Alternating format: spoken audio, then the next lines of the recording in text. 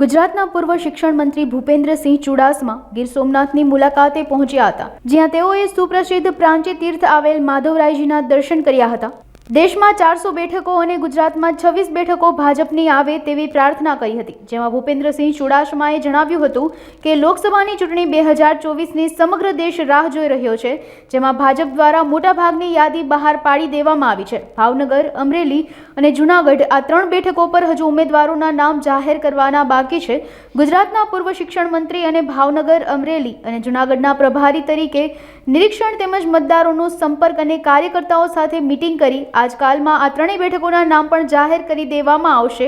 આ સાથે રમૂજમાં તેમણે જણાવેલ કે 3 ઉમેદવારોના નામ તો જાહેર થઈ ગયા છે।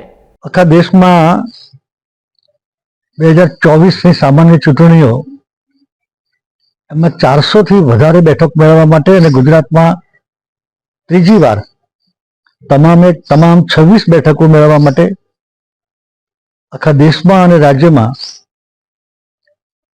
ક્લસ્ટરની વ્યવસ્થા કરવામાં આવી છે અને એક ક્લસ્ટરમાં 3 લોકસભાનો સમાવેશ કરવામાં આવ્યો છે। એના ભાગરૂપે ભાવનગર, અમરેલી અને જૂનાગઢ લોકસભાના ક્લસ્ટરના પ્રભારી તરીકે આજે હું આ વિસ્તારમાં પ્રવાસમાં આવ્યો છું। દરેક લોકસભાની 6-7 વિધાનસભા બેઠક ઉપર જઈને અપેક્ષિત કાર્યકર્તાઓ સાથે વાતચીત કરવી, ક્યાં ખૂટે છે, શું કરવાનું છે, 5 લાખથી વધારે લીડ મેળવવા માટે શું કરવું જોઈએ, લાભાર્થી સુધી પહોંચવા માટે આખા રાજ્યમાં અને દેશમાં અમે દરેક મતદારનો સંપર્ક કરવાના છે। તો એની જવાબદારી આ બધું જ આ ચૂંટણી આજે જાહેર થશે એ પહેલા અમે લગભગ કામ પૂરું કર્યું છે। હવે ઉમેદવારો લગભગ જાહેર થઈ ગયા છે, કોઈ બાકી છે તો આજકાલમાં થઈ જશે।